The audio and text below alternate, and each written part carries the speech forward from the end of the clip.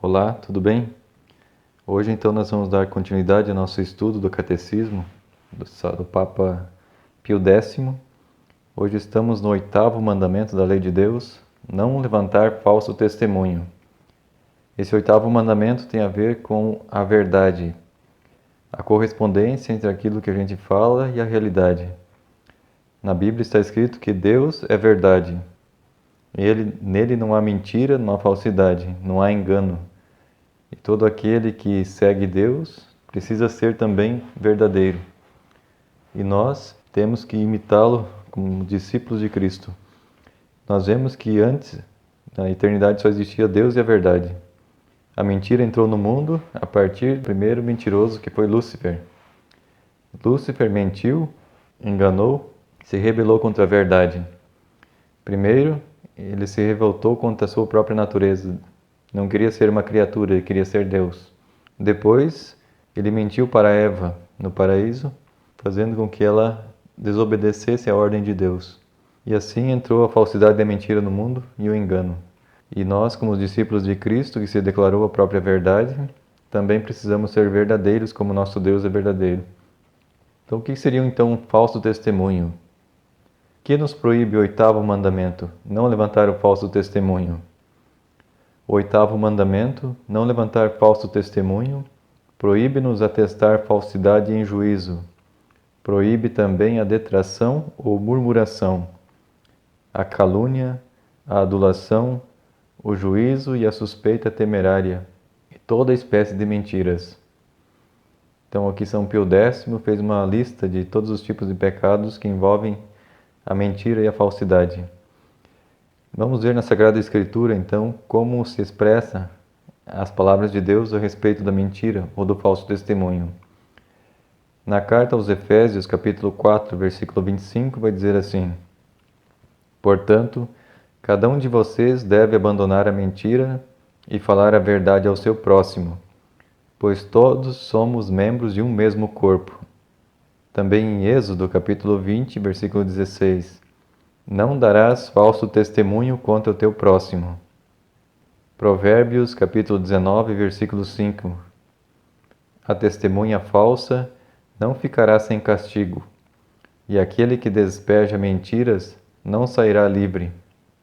Também em Provérbios, capítulo 6, versículo 16 a 19, diz assim: Há 6 coisas que o Senhor odeia, 7 coisas que ele detesta: olhos altivos, língua mentirosa, mãos que derramam sangue inocente, coração que traça planos perversos, pés que se apressam para fazer o mal, a testemunha falsa que espalha mentiras e aquele que provoca discórdia entre os irmãos. Percebemos então que entre as 7 coisas que Deus detesta está o falso testemunho, a mentira. Também, no Salmo 34, versículo 13, está escrito assim: Guarde a sua língua do mal e os seus lábios da falsidade. Salmo 119, versículo 163. Odeio e detesto a falsidade, mas amo a tua lei. Também em Provérbios, capítulo 11, versículo 3, diz assim: A integridade dos justos os guia, mas a falsidade dos infiéis os destrói. Também no Salmo 26, versículo 2 a 4. Sonda-me, Senhor, e prova-me, examina o meu coração e a minha mente, pois o teu amor está sempre diante de mim, e continuamente sigo a tua verdade. Não me associo com homens falsos, nem ando com hipócritas. Na primeira carta a Timóteo, capítulo 4, versículo de 1 a 2. O Espírito diz claramente que nos últimos tempos alguns abandonarão a fé e seguirão espíritos enganadores e doutrinas de demônios. Tais ensinamentos vêm dos homens hipócritas e mentirosos, que têm a consciência cauterizada. Em Gênesis, capítulo 3, versículo 4, disse a serpente à mulher: certamente não morrerão. E em Gênesis vai relatar no capítulo 29, versículo 18 a 25, o engano que foi provocado por Labão, que prometeu a sua filha mais velha, Raquel, a Jacó em troca de 7 anos de trabalho. Pô o enganou na noite de núpcias, trocando pela irmã mais nova. É um exemplo da enganação da mentira provocada por esse sogro de Jacó. Também em Levítico, capítulo 19, versículo 12. Não jurem falsamente pelo meu nome, profanando assim o nome de seu Deus. Eu sou o Senhor. Em Jeremias, capítulo 14, versículo 14. Então o Senhor me disse: é mentira o que os profetas estão profetizando em meu nome. Eu não os enviei e nem lhes dei ordem nenhuma, nem falei com eles. Eles estão profetizando para vocês falsas visões, adivinhações inúteis e ilusões de suas próprias mentes. E em Mateus, capítulo 7, versículo 15, o próprio Jesus, que é Deus, vai dizer assim: cuidado com os falsos profetas.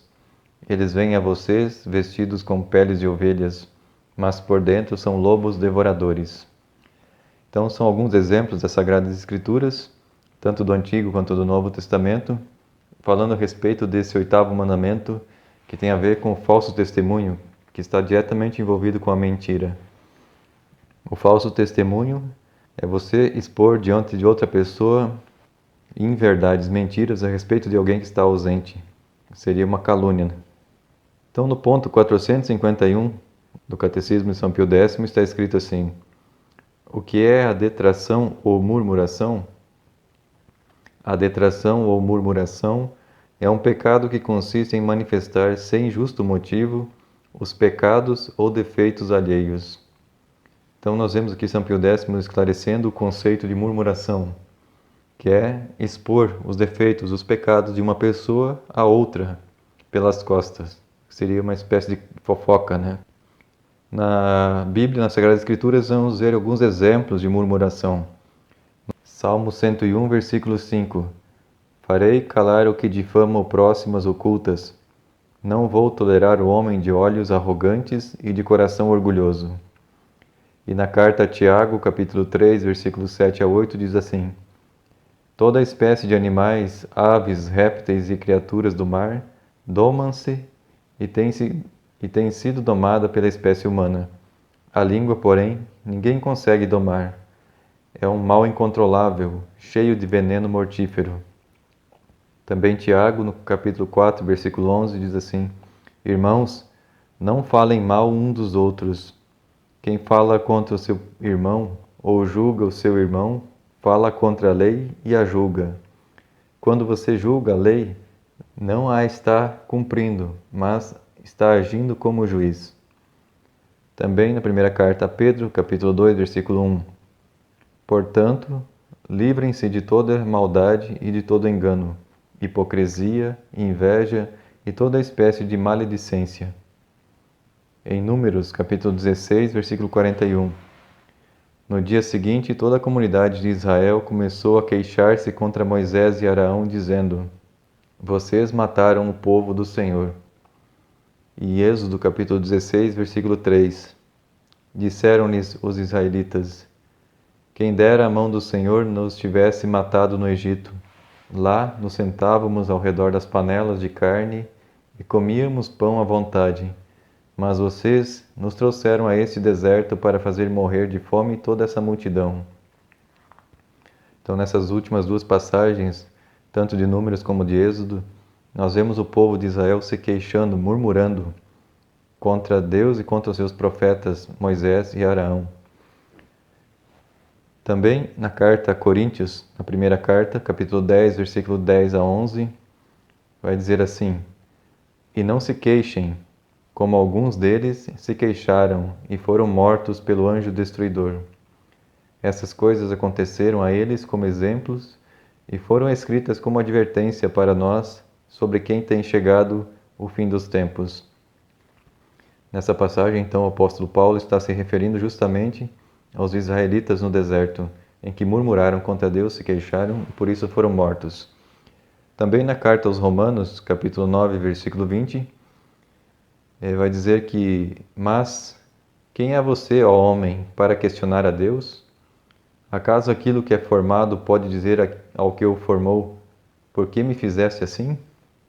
Então São Paulo repreendendo então as pessoas que questionam Deus, a forma como ele fez o mundo e as pessoas. Também O apóstolo Tiago, capítulo 5, versículo 9, vai dizer assim: Irmãos, não se queixem uns dos outros, para que não sejam julgados. O juiz está às portas. Novamente, uma repreensão, uma exortação a não se queixarem e não julgarem uns aos outros. Também em Filipenses, capítulo 2, versículo 14, vai dizer assim: Façam tudo sem queixas, nem discussões. Primeira carta a Pedro, capítulo 4, versículo 9: Sejam mutuamente hospitaleiros, sem reclamação. Então, nessas passagens que acabamos de ver, está falando justamente sobre a murmuração, sobre a queixa, sobre o falar mal uns dos outros. Agora, então, nós vamos para o próximo pecado, que é a pergunta 452. Vai dizer assim: O que é a calúnia?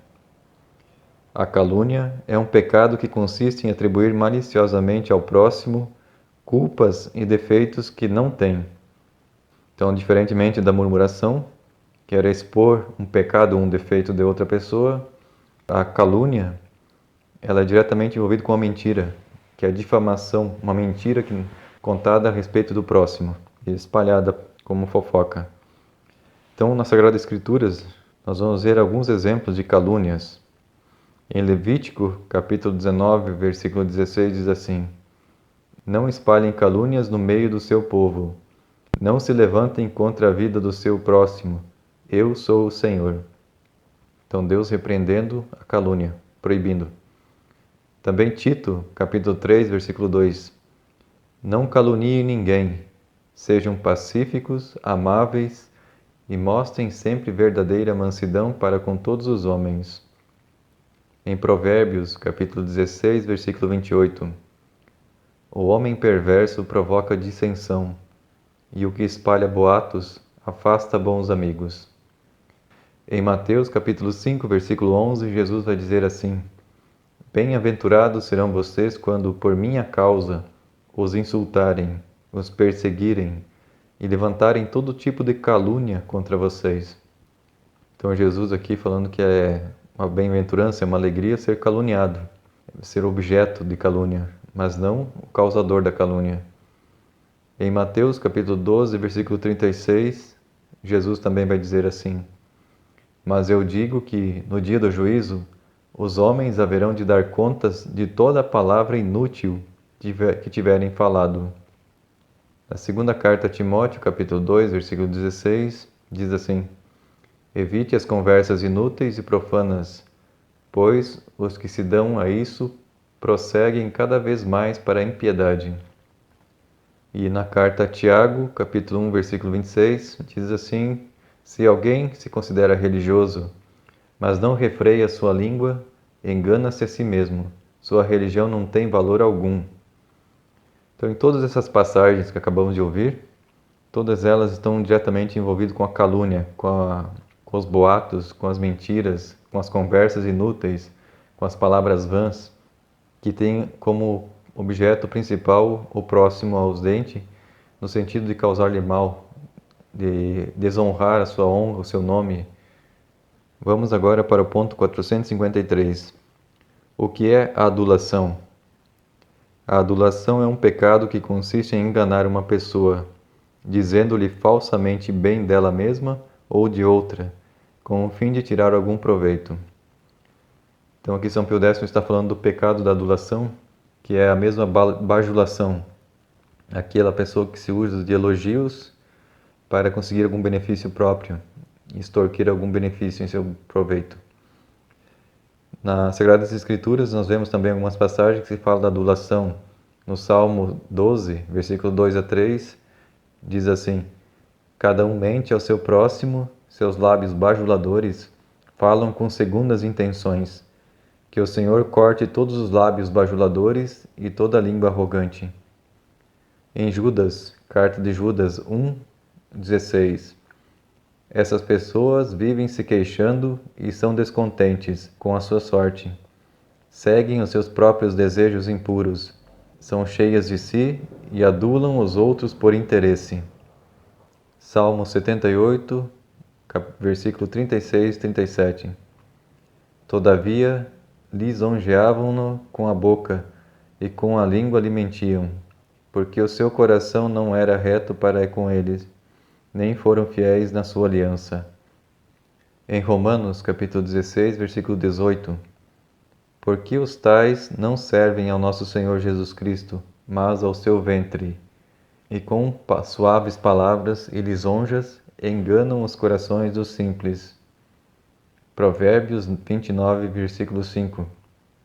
Quem adula seu próximo está armando uma rede para os pés dele. Também Provérbios 26, 28 diz assim: a língua falsa odeia ao que ela fere, e a boca lisonjeira provoca a ruína. No livro de Jó, capítulo 32, 21 a 22, Jó diz assim: não serei parcial com ninguém, e a ninguém bajularei, porque não sou bom em bajular. Se eu fosse, o meu Criador em breve me levaria. E no Evangelho de Marcos, capítulo 12, versículo 14, os fariseus se aproximaram de Jesus e disseram: Mestre, sabemos que és íntegro e que não te deixas influenciar por ninguém, porque não te prendes à aparência dos homens, mas ensinas o caminho de Deus conforme a verdade. Então, nessa passagem do Evangelho de Marcos, esses fariseus estão bajulando Jesus porque eles querem apanhá-lo em alguma mentira, em alguma falta. E ao mesmo tempo estão elogiando Jesus por sua integridade, por ser um homem verdadeiro e sincero. As duas realidades presentes então nesse texto de Marcos. Agora no ponto 454, a pergunta é: que é o juízo ou a suspeita temerária? O juízo ou suspeita temerária é um pecado que consiste em julgar ou suspeitar mal dos outros sem justo fundamento. Então a suspeita temerária é a pessoa que não tem certeza, não tem prova alguma de que a pessoa cometeu tal ato ou deixou de fazer alguma coisa, e mesmo assim ela sai falando, espalhando para outras pessoas que a tal pessoa provavelmente tenha cometido tal pecado, tal erro, tal defeito. Quando na verdade a pessoa não tem prova nenhuma, ela faz um juízo é falso, possui uma suspeita temerária, porque não levou em conta as circunstâncias e a realidade dos fatos, né? Ponto 455. Que é a mentira? A mentira é um pecado que consiste em afirmar como verdadeiro ou como falso, por meio de palavras ou de ações, o que se julga não ser assim. A mentira, então, é algo consciente. A pessoa sabe que as coisas não são assim e ela distorce a realidade para enganar alguém. Ela está vendo que a coisa é branca e ela está dizendo que é preta ou amarela. Ela sabe, ela tem consciência de que a cor da cadeira é branca, mas ela engana a outra pessoa iludindo, mentindo. Agora no ponto 456, de quantas espécies é a mentira? A mentira é de 3 espécies: jocosa, oficiosa e nociva. O que é a mentira jocosa? A mentira jocosa é aquela pela qual se mente por gracejo e sem prejuízo para ninguém. É a famosa mentirinha de brincadeira só para dar risada, né? Mas que no fundo não deixa de ser uma enganação, uma mentira, que a pessoa pode até, por inocência, acreditar. Agora, ponto 458. O que é a mentira oficiosa? A mentira oficiosa é uma afirmação de uma falsidade para utilidade própria ou alheia, sem prejuízo para ninguém. Essa mentira oficiosa, ela tem a ver com é uma mentira por ser uma questão de utilidade. A pessoa mente para ter um benefício próprio, para se eximir de alguma responsabilidade ou proteger alguém de ter mais problemas com o seu próximo. 459. Que é a mentira nociva? Mentira nociva é a afirmação de uma falsidade com prejuízo do próximo. Nesse tipo de mentira nociva, ela é mais grave, porque ela causa dano, prejuízo para a pessoa que foi enganada. 460.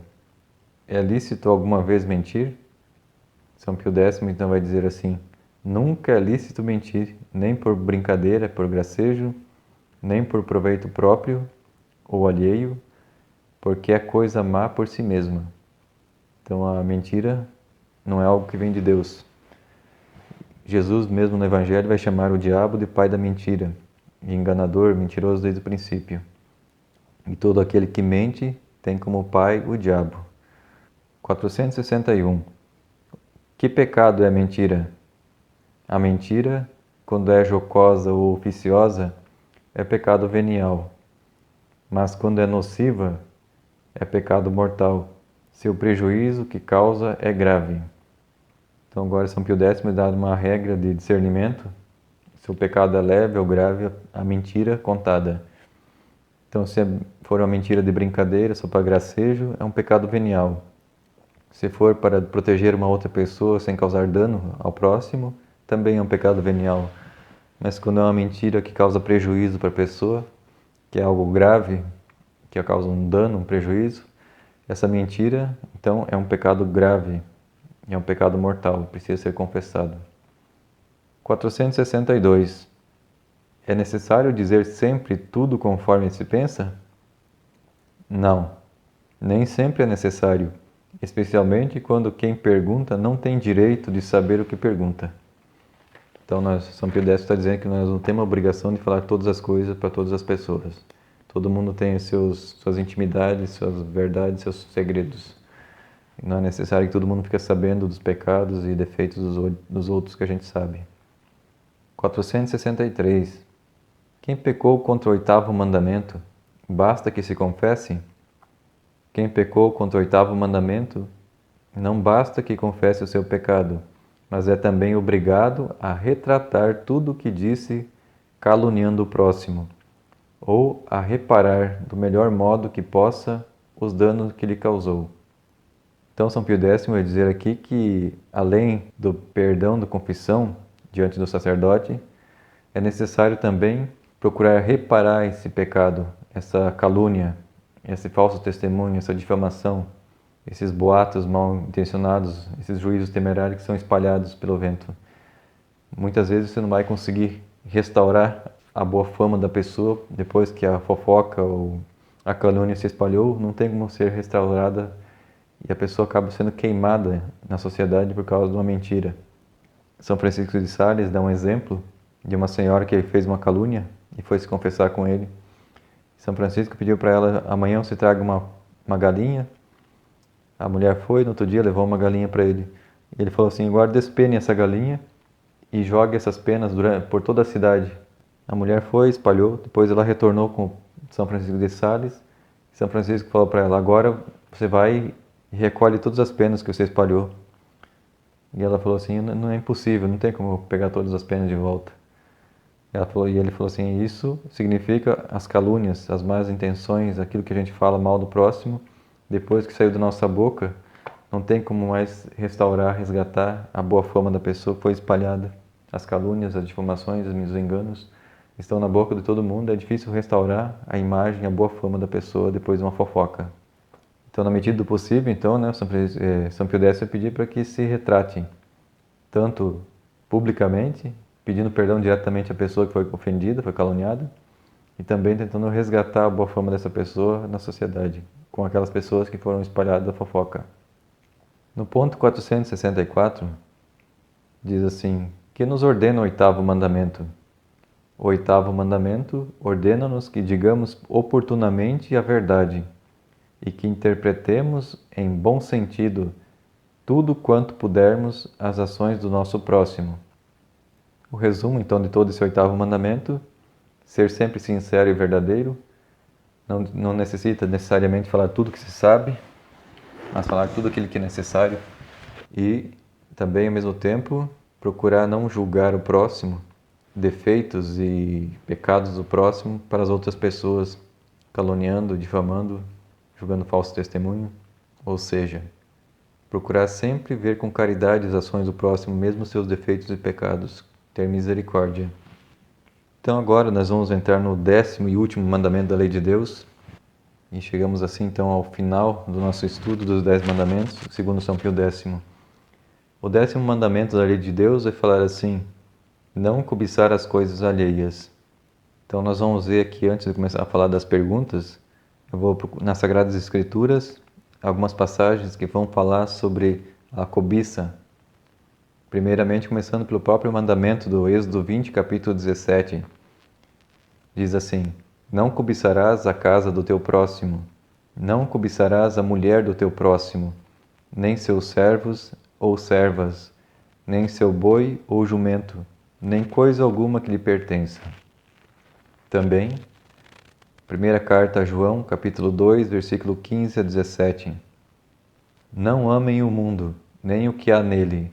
Se alguém ama o mundo, o amor do Pai não está nele, pois tudo o que há no mundo, que é a cobiça da carne, a cobiça dos olhos, a ostentação dos bens, não provém do Pai, mas do mundo. O mundo e a sua cobiça passam, mas aquele que faz a vontade de Deus permanece para sempre. E na carta aos Romanos, capítulo 13, versículo 9, São Paulo diz assim: Pois estes mandamentos, não adulterarás, não matarás, não furtarás, não cobiçarás, e qualquer outro mandamento, todos se resumem nesse preceito: amem o seu próximo como a si mesmo. Então nós vemos São Paulo colocando entre a lista de pecados a cobiça.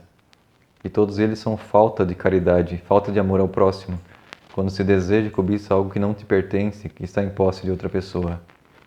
Também, na carta aos Efésios, capítulo 5, versículo 3, entre vocês não deve haver nem sequer menção de imoralidade sexual, como também de nenhuma espécie de impureza e de cobiça, pois essas coisas não são próprias para os santos. Então, na carta aos Efésios também, vai falar que os cristãos não devem cobiçar, nem falar sobre imoralidades sexuais, porque isso não é próprio de cristãos e católicos. Também no Evangelho de Marcos, capítulo 7, versículo 21 a 22.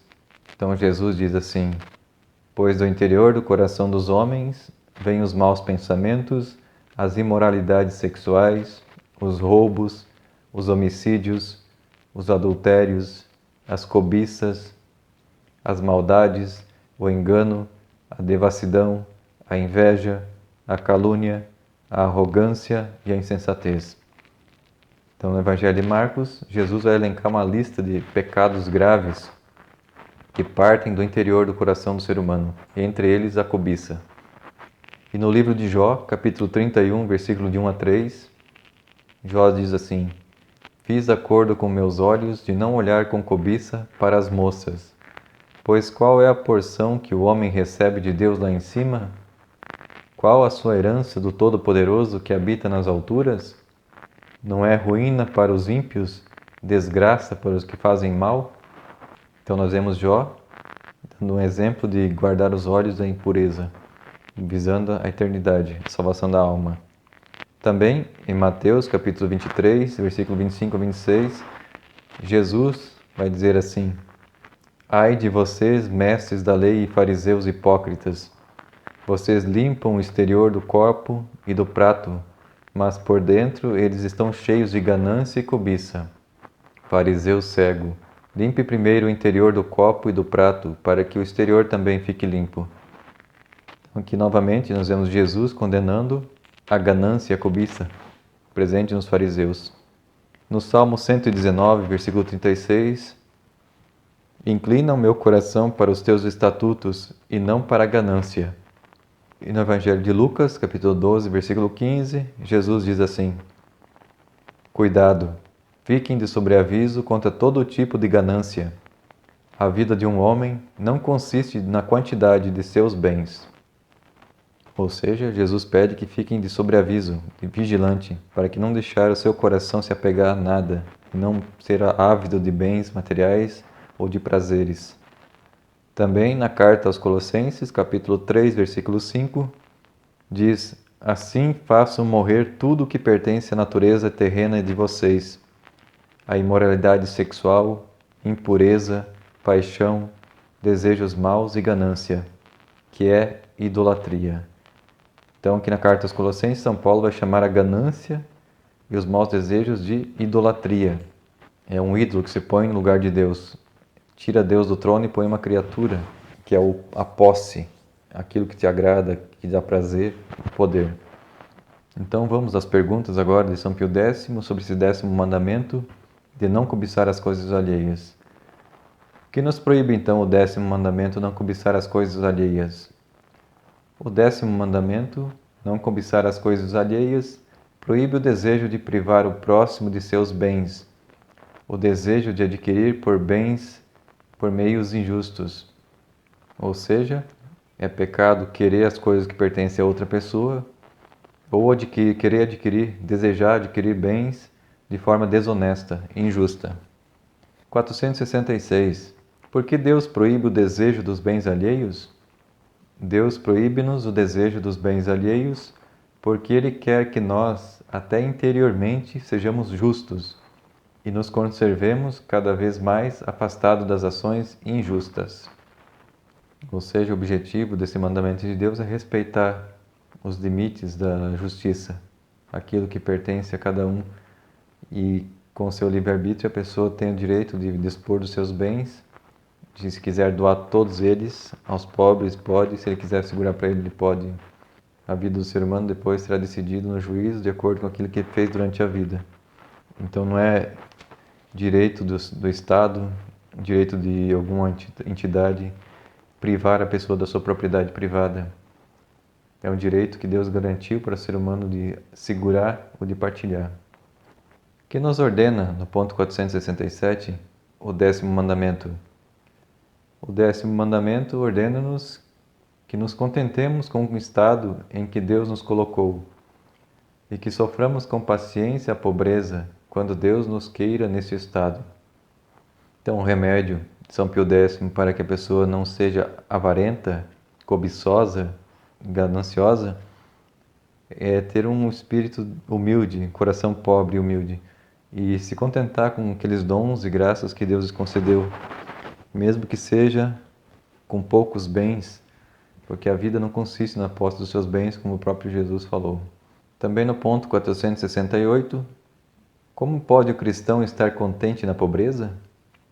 São Pio X vai responder: o cristão pode estar contente mesmo na pobreza, considerando que o maior de todos os bens é a consciência pura e tranquila, que a nossa verdadeira pátria é o céu, e que Jesus Cristo se fez pobre por amor de nós, e prometeu um prêmio especial a todos aqueles que suportam com paciência a pobreza.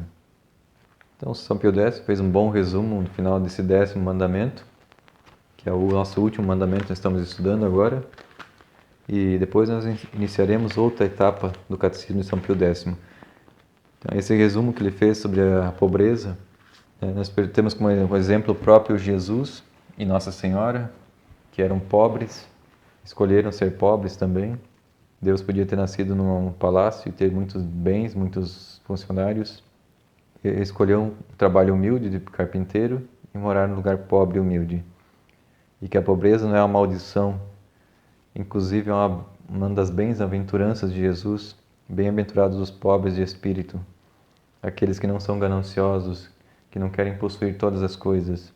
Inclusive, uma das tentações de Jesus no deserto era a posse de bens. Satanás ofereceu a Jesus todos os bens, os reinos da terra, e Jesus negou. Então encerramos aqui esse 10º mandamento e, na medida do possível, daremos continuidade ao nosso Catecismo de São Pio X. Louvado seja nosso Senhor Jesus Cristo, para sempre seja louvado. Abraço a todos, até a próxima.